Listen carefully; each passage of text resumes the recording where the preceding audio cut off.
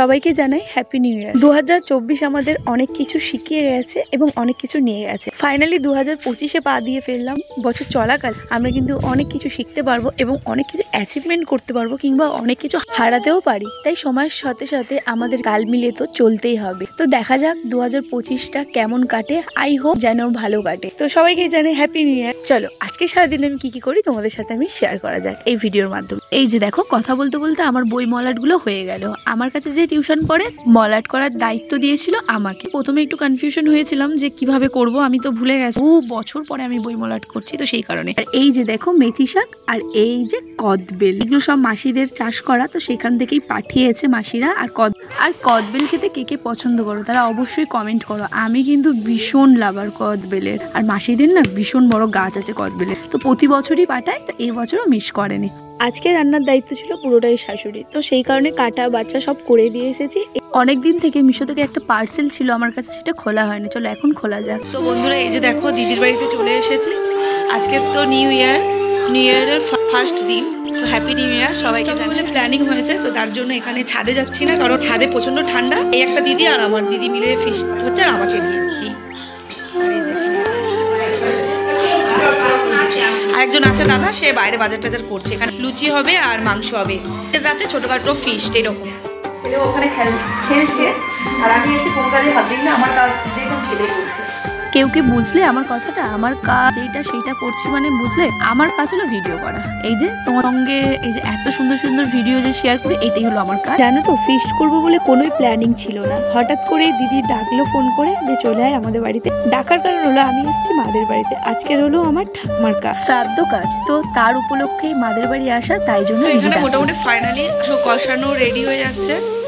আমি তো সচরাচর দিদির বাড়িতে সেইভাবে আসি না, আর আসা হয়ও না। মাদের বাড়ি 1 থেকে 2 দিন থেকে আবার চলে যায়। আর আজকে যেহেতু 1 জানুয়ারি, সকালবেলায় ঠাকুমার কাজ, বিকালবেলা তো কোনো কাজই থাকবে না, তো সেই কারণে দিদি ভাবলো যে চলে আয় আমাদের বাড়ি, এখানেই থাকবি, আর এখানে রাত্রেবেলায় ছোটখাটো ফিস্ট হবে, সেখানেই মজা করবো। আমিও ভাবলাম যাওয়াই যাক দিদির বাড়িতে। সেভাবে একটা দিদি ময়দা মাখাতে ব্যস্ত ছিল, আর একজন বাইরে গিয়েছিল, তো সেই কারণে আমাকে বললো তুই মাংসটা কষা। আর বরাবরই আমার রান্না করতে ভীষণই ভালো লাগে। তারপর এখানে মাংস কষাতে কষাতে আমার দিদির জায়ের সাথে কি গল্প করছি আমি নিজেও জানি না। ক্যামেরাম্যান হয়েছে আজকে আমার দিদি। ওখানে আমি একটু মাংসটা একটু বসে একটু এলাম, তো সব কিছু ওরাই রেডি করেছে, আমি জাস্ট একটু খুলতে নাই দিলাম। এই অবস্থা আর কি।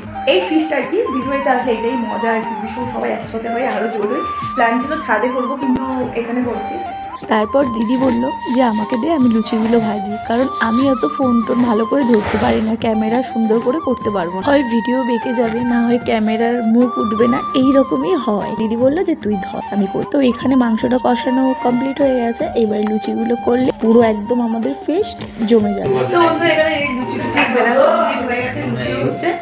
এই লুচিটা হয়ে গেলে তারপর সবাই খেতে বসে যাবে। একজন খেতে বসে গেছে। তারপর এখানে লুচি করার পর দিদির কি মনে হলো যে বললো লুচি কম পড়বে, তো ওখানে তুই ময়দাটা একটু মাখিয়ে দে। তো আমি ময়দাটা মাখিয়ে দিয়ে এই দাদা এসে বললো আমাকে দে, আমি মাখিয়ে দিচ্ছি।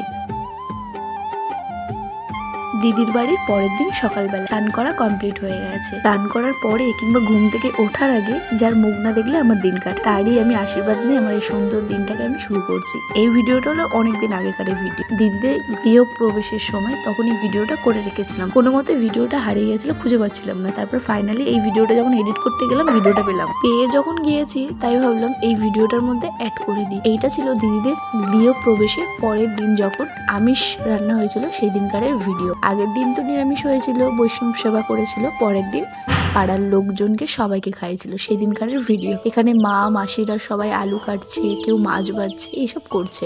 আমিও কিন্তু বসে নেই, আমার কাজটা আমি করছি। কি কাজ করছি এবার তোমরা কমেন্ট করে জানিও। তো যাই হোক, ভিডিওটা কেমন লাগলো অবশ্যই তোমরা কমেন্ট করে যদি ভালো লেগে থাকে অবশ্যই একটা লাইক কমেন্ট শেয়ার করে দিও। চলো ভিডিও শেষের পথে। ভিডিও শেষ করার আগে একটা কথাই বলি, সবাইকেই জানাই হ্যাপি নিউ ইয়ার, সবার ভালো কাট এই নতুন বছরটা।